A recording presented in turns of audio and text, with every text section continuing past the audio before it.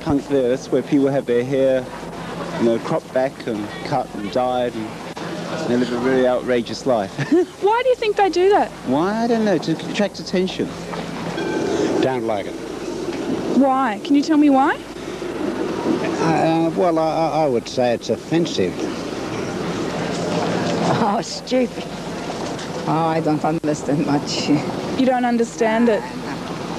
Oh, punk is, in my opinion, sort of just fairy sort of music. Hairy's, no, not much sense to it. Punk is punk is punk. Oh, yeah, they had a program on TV here, I think on 60 Minutes, and they kind of went into their den and they showed you a bit more, They were charging people to be photographed with them and things like that. I don't know if you've seen that yourself, but that's, about it. Punk. Horrible. Why do you say it's horrible? I don't like the attire, I don't like the hair. Do you think there's anything more to the way they dress than just a fashion? Oh, no, I think it's just another sort of a thing generations go through. Punk is, I don't know, I came over wrong. We have got other rubbish like this. You seem to think it's rubbish. It's a time for the young people, I don't know. I don't blame them, when I see an idiot got white hairs, lilas on this side, and all them look like the idiots. Punk? Oh, I've got no idea, I don't think. Punk? No idea. Way out. Punk. Pretty confusing, I think. Well, I don't have an opinion actually, but I imagine it's pretty loud, way out type entertainment that young people, get up to. P-U-N-K. Is it? Yep. Oh, just rubbish, isn't it?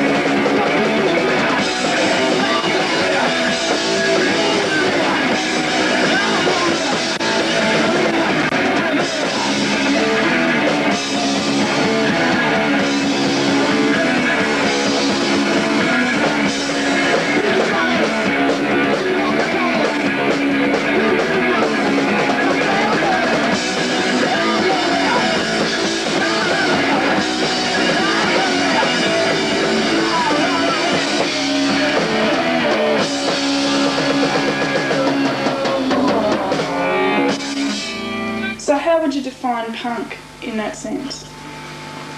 Well, it's an attitude to living. Punk to me means trying to sort of, get rid of all the restrictions that you've been brought up with, like, how you judge people by what they look like and things like that, and plus also trying to find an alternative to what there is already existing in the society. I think mostly people are out to have a good time and, not be worried about being people saying, you can't do this and you can't do that. Mm. I mean, I don't think image has got all that much to do with it, really. Mm. I mean, it's what you believe yourself that's most important. Mm. Yeah, everybody just wants to be free to get into what they want without any hassles. Mm. What do you say to people who say that all punk is a fashion? Well, I think they should look deeper into the issue than that. Sure, like some people do have Mohicans and studded leather jackets and Doc Martens and that, but it's what's in your head, not what you wear. That's what's important, you know. It's a lifestyle. It's not to us. It might be to a lot of other people. It's just a fashion for a while, and then they might get sick of getting yelled at and, you know, harassed by people, and so they'll change their image to fit in with everybody else. But that's not what, you know. But you don't have to look like us if you want to be into punk. Like, you're into punk, you know, but you haven't got coloured hair or anything. It doesn't matter what you look like at all. 1, 2, 3, 4.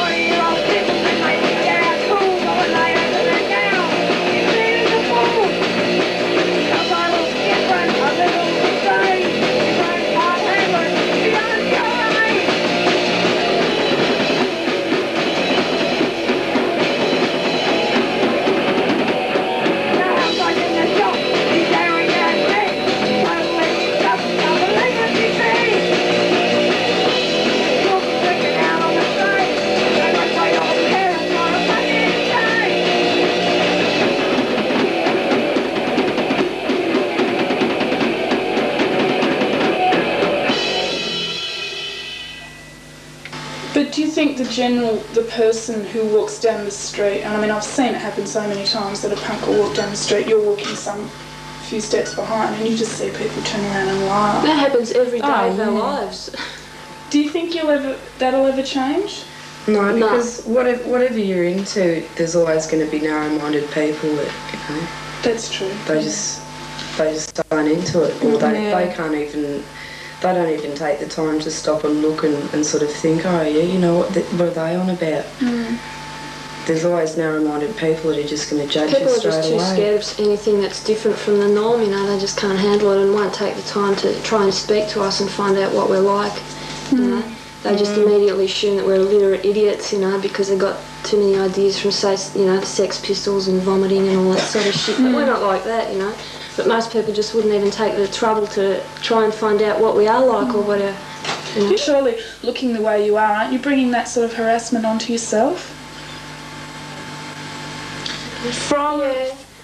We would from the narrow-minded, you know, the real pigs, the real shithead people, but I think it's more important to try and show the other people who are receptive and want to know about us, to show them that we can go around and look like this and still be normal, intelligent people.